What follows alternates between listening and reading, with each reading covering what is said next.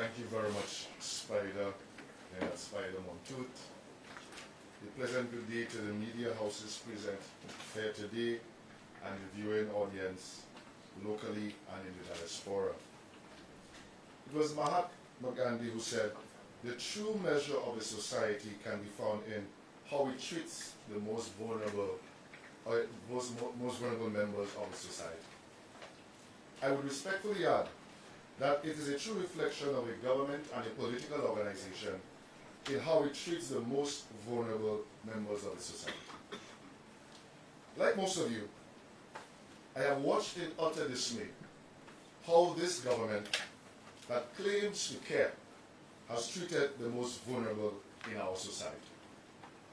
What is clear is that we are witnessing on public display a government actively inflicting abuse and is unfairly treating its citizens, supposedly in the pursuit of development.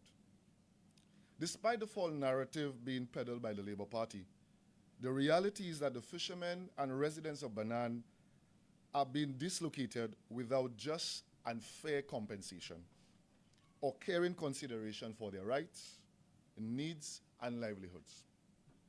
It must be noted that the fishermen at Banan have historically played a vital role in St. Lucia's economy and society, with several residing there for over 30 years. In fact, Banan Bay is recognized as a fish landing site by the Department of Fisheries, and the fish landings at Banan are incorporated into the fish landings of total fish landings, which is used to compile our gross domestic product in St. Lucia. Yes, the Banan Bay fishers contribute to St. Lucia's annual GDP.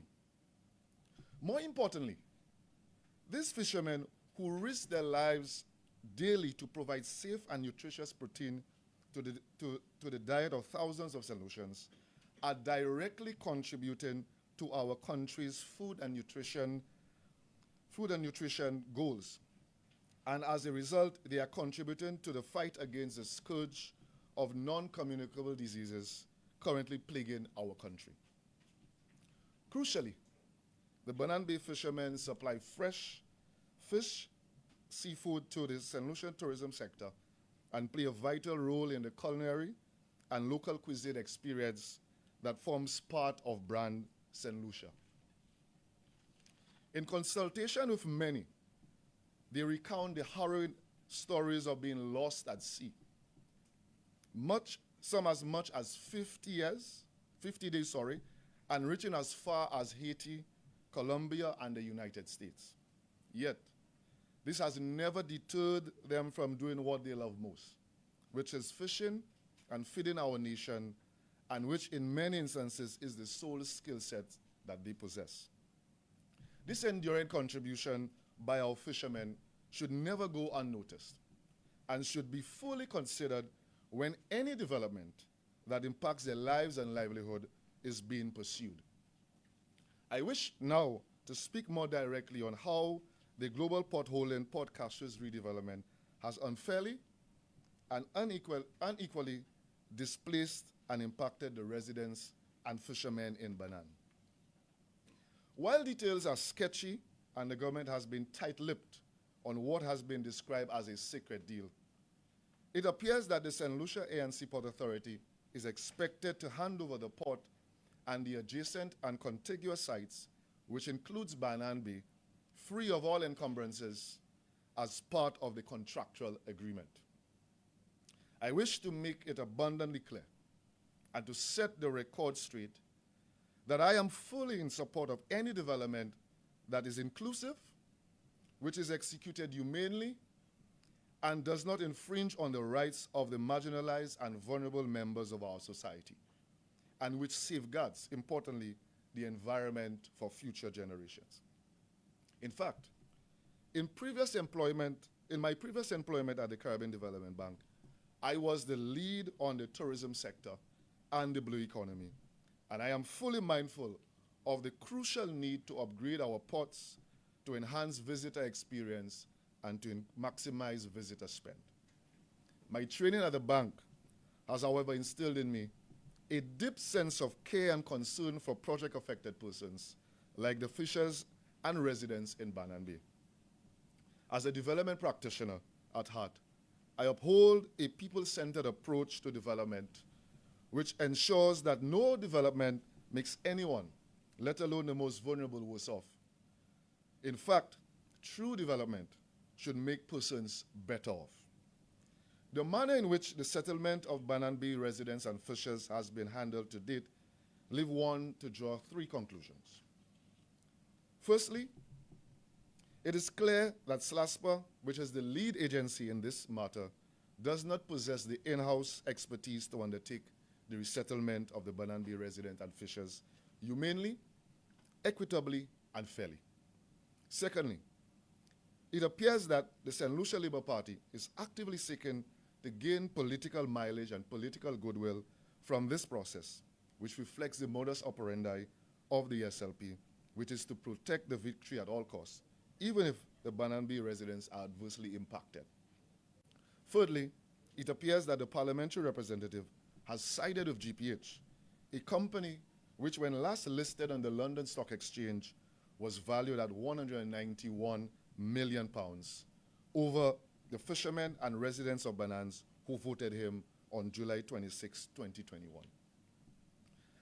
It must be noted that within the government of St. Lucia, there are several agencies, namely the Department of Economic Development, the Ministry of Equity, and the Department of Housing that has requisite expertise to resettle the residents and fishers of Banan humanely and with dignity, and with the dignity that they deserve. However, it appears that the services of none of these agencies have been solicited. And the question is, why? The St. Lucian public must be reminded that St. Lucia has a long history of resettling communities. It was done for Conway residents, and it can and should be done for the residents of Banan Bay as well. We are told that there was widespread consultation that SASPA undertook and engaged in the most extensive consultative process, yet many of the fishers see otherwise. Perhaps, indeed, SLASPA engaged in extensive consultation with GPH and the parliamentary representative, but certainly not with the residents of Banan, who are a key stakeholder in the process and the ones directly affected by this hurried and rushed displacement for political gain. We are told the services of an expert was procured to advise SLASPA on how to resettle the residents.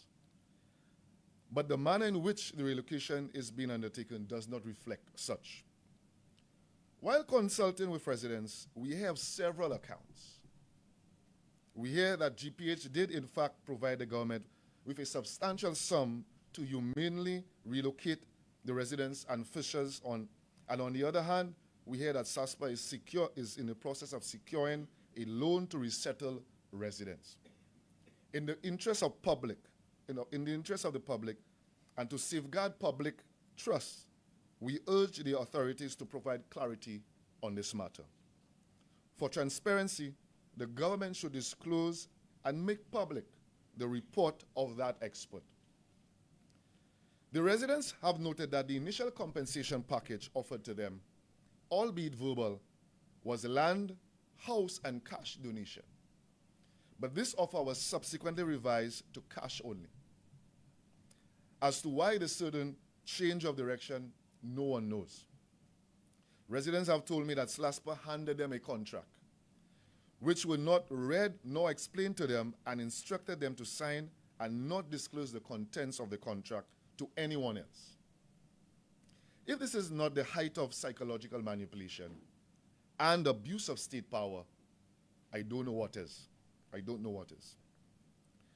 The contract stipulates further that upon signing, 50% of the amount, which I must note was unilaterally agreed by SLASPA, will be dispersed, and the residents have 5 days to relocate upon signing.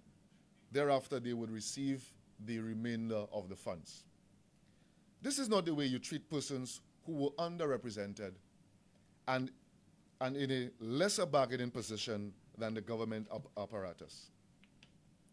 No consideration is given to the fact that these persons have been informal settlers for decades. And what a current government is normally obligated to do is to ensure that no development reinforces this practice. The contract given to the residents and fishers explicitly speaks of a term called displacement equity. However, what is unfolding in Banan is a far cry from equitable, just, and fair treatment. In fact, a cursory search of the meaning of displacement equity reveals, and I quote, displacement equity refers to ensuring that the process and outcomes of displacements are fair, just, especially for vulnerable populations. It involves addressing the social, economic, and environmental impacts of displacement with a focus on preventing disproportionate harm to marginalized communities and promoting equitable outcomes for those who are displaced. End of quote. What is on display in Banan as we speak is not displacement equity. In fact, it is displacement into further poverty. Many of the residents have confided in me and have indicated that if they accept these compensation packages, they are willingly and voluntarily placing themselves and their families into further poverty and most into homelessness. The funds they have been told to take or leave it will not last for 12 months after they have now, since they have nowhere to go or leave. They would have been displaced for pennies, all facilitated and actioned by an astoundingly uncaring government more interested in pomp and ceremony than the true development and enrichment of its people. Clause 8 of the contract affords the resident and fishers the right to seek independent legal advice to enter into the contract, and that by signing that, they agree that they have obtained such counsel or voluntarily have chosen not to do so. On this basis of the clause, I have engaged the services of a reputable legal firm which will be providing legal services pro bono to the residents of Banannes Bay. To date, 12 persons, predominantly fishermen, have opted to seek legal advice from us before proceeding with signing of the contract, and many more are reaching out for advice and support as we speak. I continue to provide as much support and advice as I can daily. In closing, I wish to state that no development should treat the poor and vulnerable in such a manner. And while some have indicated that the fishers are not being forcibly displaced, what is certain is that they are psychologically being manipulated to do so, which is way more sinister than bulldozing down their structures and reflects a deep-seated disdain and disrespect for the fishers and residents of Banan Bay and for the poor and powerless and vulnerable members of our society. Thank you very much for your attention, and I now open the floor for any questions that you may have from the media. Spider.